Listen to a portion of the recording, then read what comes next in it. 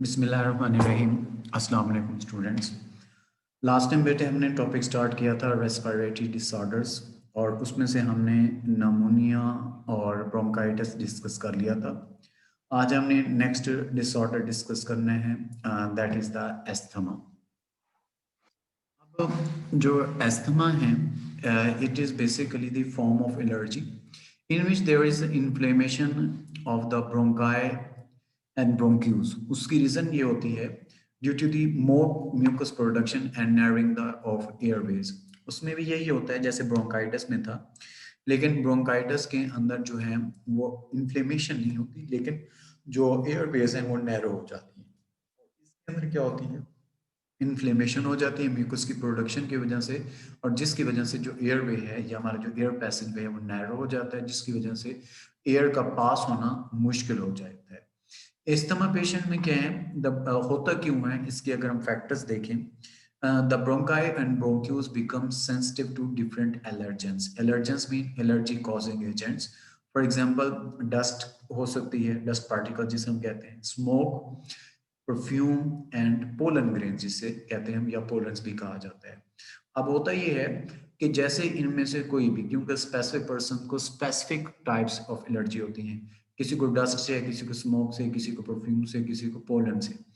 तो अब जिस पर्सन को जिस वजह से एलर्जी है, तो एलर्जेंस जैसे ही ब्रोंक्यूल्स या ब्रोंकाई में एंटर होगा एयर के थ्रू, तो हमारी जो ब्रोंकाई और ब्रोंक्यूल्स की जो ट्यूब्स होती हैं, इसमें जो म्यूकस ग्लैंड पाई जाती हैं वो इमीडिएटली रिस्पॉन्स शो करती हैं और बहुत ज़्यादा म्यूकस प्रोड्यूस कर देती हैं, जिसकी वजह से हमारी ब्रोंकाई इन्फ्लेमेशन कॉज करती हैं।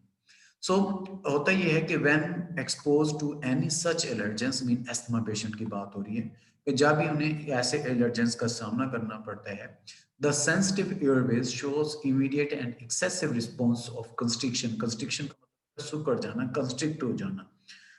इन this condition the patient feel difficulty in breathing. इस डिसऑर्डर को हम क्या नाम देते हैं, that is known as asthma.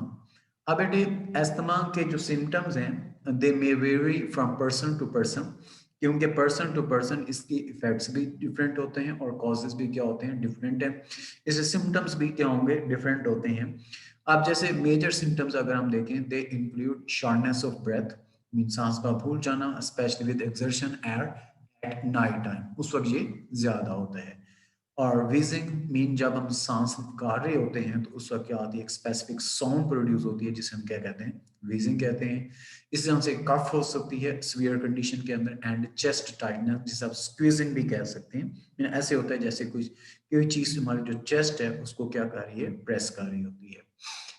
अब इसकी ट्रीटमेंट अगर हम देखें, they are the chemicals with ability to dilate, mean dilate का मतलब होता है ओपन कर देना, खोल देना। Bronchi and bronchioles are used in the treatment of asthma, क्योंकि वो नैरो हो चुकी थी, कंस्ट्रिक्ट मीन सुकड़ चुकी थी, तो उनको हमने ओपन करना है, खोलना है, तो वो केमिकल जो है वो यूज किए जाते हैं। And such medicine are given in the form of inhalers. तो आप लोगों ने देखा होगा अस्थमा जो पेशेंट्स हैं वो अपने साथ इनहेलर्स यूज करते हैं, तो इनहेलर्स की फॉर्म में ये क्या है, उनको दी जाती है। अब ये इसका अगर हम मोड ऑफ एक्शन देखें एस्थमा का, इन केस जैसे ये है ब्रोंकाई और ब्रोंक्यूल्स की वॉल है, यहाँ से बेटे देखें इसका हम क्रॉस सेक्शन स्ट्रक्चर ले लेते हैं, ये हम ले लेते हैं इंटरनली। यहाँ पे देख सकते हैं कि ये जो येलो आप लोगों को कलर्स नजर आ रहे हैं, कंसिडर कर लें ये एलर्जेंस हैं, मीन एलर्जी कॉजिंग एजेंट्स हैं। तो ये जो एलर्जी कॉजिंग एजेंट्स हैं जैसे ही एंटर हुए किसके अंदर, ब्रोंक्यूल्स के अंदर, फौरन क्या करती है हमारी जो ब्रोंक्यूल्स की वॉल्स हैं, इमीडिएट रिस्पॉन्स शो करेगी। फौरन इमीडिएट रिस्पॉन्स से क्या होगा, म्यूकस की प्रोडक्शन ये क्या कर देंगी, बढ़ाना शुरू कर देंगी। आप देख सकते हैं आप लोग, अब आप लोगों को शो हो रहा होगा कि म्यूकस ग्लैंड से म्यूकस की प्रोडक्शन शुरू कर दी, जिसकी वजह से इंटरनली जो क्या कह सकते हैं कि हमारे जो एयरवेज हैं वो क्या होना शुरू हो जाते हैं, नैरो होना शुरू हो जाते हैं। और इस नैरो होने की वजह से ब्रीदिंग के अंदर मसला आता है, क्योंकि हमारा जो वे है वो तंग हो चुका होता है, उसमें से जो एयर है डिफिकल्टी उसमें क्या होती है, पास होती है। और साथ यहाँ पे आप लोग ऑब्जर्व करेंगे कि जो हमारी जो वॉल्स हैं वो कंस्ट्रिक्ट होना शुरू हो गई हैं, ये आप लोग ऑब्जर्व कर रहे हैं, तो ये कंस्ट्रिक्ट होना शुरू हो जाती हैं, सिकुड़ना शुरू हो जाती हैं, जिसकी वजह से it become difficulty to the breath. तो एस्थमा में ये मेजर इफेक्ट होता है। दूसरा बेटे जो छोटा सा एक टॉपिक है आप लोगों का लास्ट, वो है जी that is the bad effect of smoking. Basically consider ये किया जाता है कि जो स्मोकिंग है अ, वो क्या है कि कंसीडर यही करते हैं कि सिर्फ हमारे रेस्पिरेटरी सिस्टम को डैमेज करती है। But smoking is harmful due to the chemicals in cigarette and smoke, and tobacco smoke contains over 4,000 different chemicals. Mean जो बेसिकली सिगरेट में जो केमिकल्स होते हैं जो टोबैको में पाया जाता है उसके अंदर पाए जाते हैं, वो बेसिकली मेजर कॉज बनते हैं, और उसके अंदर ओवर 4,000 डिफरेंट केमिकल जो हैं वो पाए जाते हैं।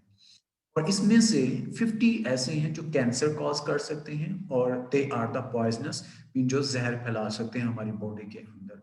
तो ये बहुत ज्यादा क्वांटिटी है, तो मीन आप कह सकते हैं कि बहुत ज्यादा रिस्क होता है स्मोकिंग करना, कि ये जो हमारी बॉडी को नुकसान ना पहुंचाए। आगे many people think that lung cancer is only smoking related disease. Mean जो लंग कैंसर है वो सिर्फ स्मोकिंग की वजह से होती है, या स्मोकिंग सिर्फ लंग कैंसर कॉज करती है, इसके अलावा कोई कॉज नहीं करती। लोगों का ख्याल ये है, and it is the number one cause death of among smokers. But it's not true कि ये जरूरी नहीं है कि सिर्फ हमारे रेस्पिरेटरी सिस्टम या लंग कैंसर ही कॉज करे। बट जो cigarette smoke can affect the body from head to toe, mean सर से लेकर पांव तक कोई ऐसा ऑर्गन नहीं है जो ये डैमेज ना कर सके। अब इसमें अगर हम देखें, smokers have much higher risk of development of number of life threatening disease as compare to non smokers. Many chemicals in tobacco smoke damage the air passageway, mean हमारा पूरा जो रेस्पिरेटरी ट्रैक है, बहुत सारे केमिकल्स हैं जो उन्हें क्या कर देते हैं, डैमेज कर देते हैं, which leads to emphysema and other respiratory disorders. तो बेसिकली ये जो मेजर रेस्पिरेटरी डिसऑर्डर्स हैं उसमें स्मोकिंग की होने के जो है वो उनको चांसेस होने के ज्यादा हैं। जैसे कोरोना है, ये भी तो हमारा रेस्पिरेटरी डिसऑर्डर है। वो जो स्मोकिंग करते हैं उनको होने के चांसेस और उनको इफेक्ट करने के चांसेस बाकी उनसे कंपेरेबली बहुत ज्यादा है। तो जो नॉन स्मोकर्स हैं उसमें 90% चांसेस होते हैं वो बच जाए, और जो स्मोकिंग कर रहे होते हैं बहुत रेयर चांसेस होते हैं कि वो उसमें से बच जाए, और उसके ऊपर अटैक भी क्या होगा, जल्दी होता है।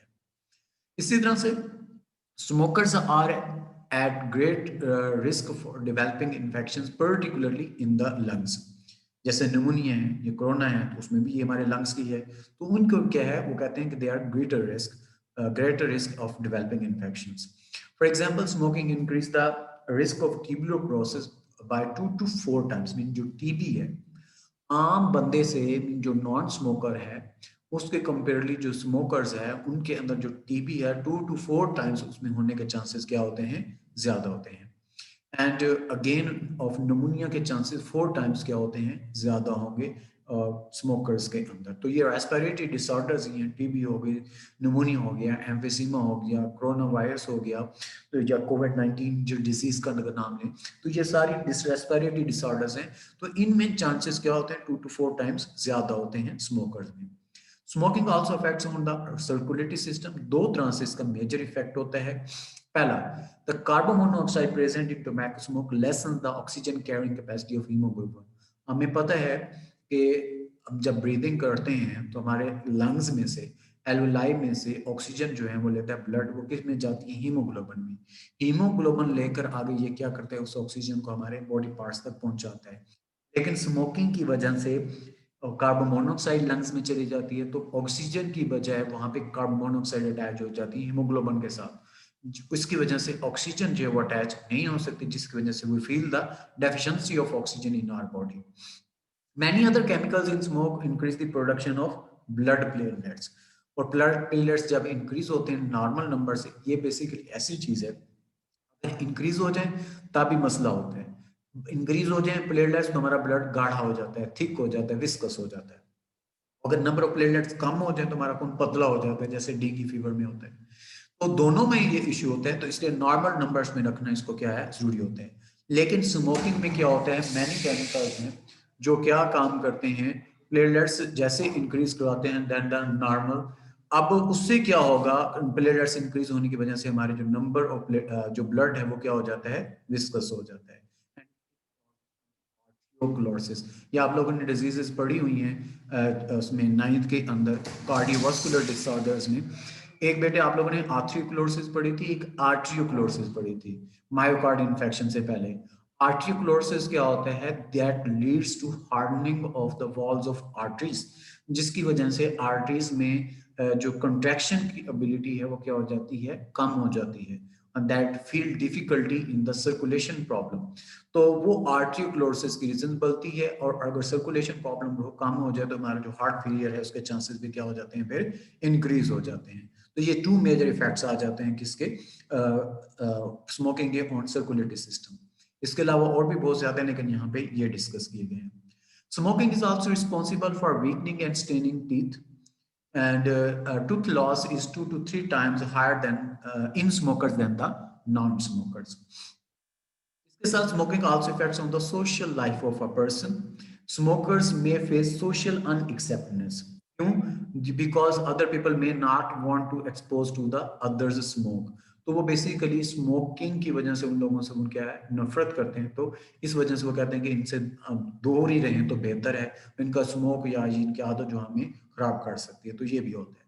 इसके अलावा यहाँ पे एक पॉइंट नहीं डिस्कस किया हुआ, स्मोकिंग हमारा जो ब्रेन है, इन हमारा जो कोऑर्डिनेशन का सिस्टम है, जिसे हम नर्वस सिस्टम, स्पेशली ब्रेन की अगर हम बात करें तो नर्वस सिस्टम कहते हैं, तो नर्वस सिस्टम के ऊपर इसका बहुत ज्यादा इफेक्ट होता है। जैसे आप लोगों ने ड्रग एडिक्शन में पढ़ा था कि हमें उस वक्त तक सुकून नहीं आएगा जब तक ड्रग्स नहीं लेंगे। इसी तरह से जो लोग स्मोकिंग करते हैं तो उस वक्त उन्हें सुकून नहीं आता जब तक वो स्मोकिंग ना कर ले।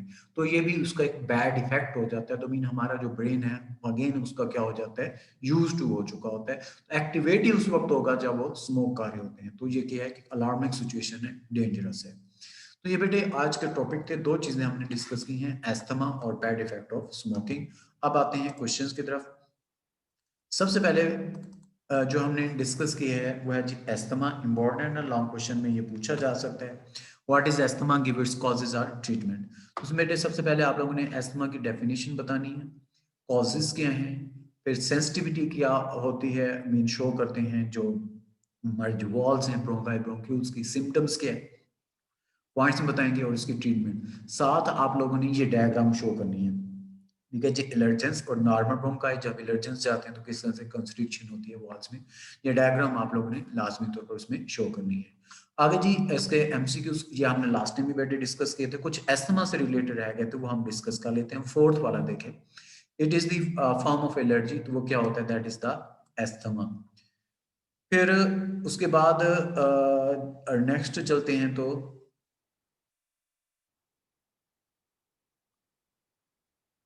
Asthma is caused by, that is caused by, यहाँ पे परफ्यूम्स का आएगा तो वो एलर्जेंस कोई भी हो सकता है, जरूरी नहीं है परफ्यूम हो। तो ये परफ्यूम ये बोर्ड में आया होना है एमसीक्यू, इसलिए यहाँ पे परफ्यूम का आया हुआ है। ठीक है, ये यहाँ पे एक एमसीक्यू रिलेटेड थे। इसमें से एक और एमसीक्यू भी पूछा जा सकता है कि जो स्मोकिंग में केमिकल यूज करते हैं उनका फंक्शन क्या होता है? They dilate the walls of bronchi and bronchioles. और ज्यादातर जो केमिकल यूज करते हैं वो किस फॉर्म में ले रहे होते हैं एस्थमा में? सॉरी, वो होते हैं जी in the form of inhalers. आगे शॉर्ट क्वेश्चन में इसमें अगर हम देखें,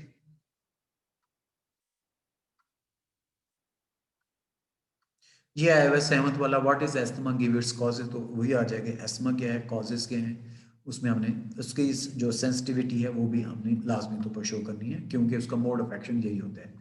symptoms and treatment of asthma पूछा जाए, जिस तरह पूछा जाए आप लोगों ने उसके अकॉर्डिंग उसका आंसर बताना है। नेक्स्ट पे आप लोगों का लॉन्ग क्वेश्चन है, और इस चैप्टर का सबसे इंपॉर्टेंट लॉन्ग क्वेश्चन है, ये जहन में रखिएगा, क्योंकि ये जर्नल सा क्वेश्चन है और ये अक्सर बोर्ड में अगर इन केस ये आए, इस चैप्टर में से क्वेश्चन पूछा जाए तो मोस्ट चांसेस यही होते हैं कि इस वाले रेस्पिरेटरी डिसऑर्डर्स में से बैड इफेक्ट जो है वो ज्यादा दिए जाते हैं।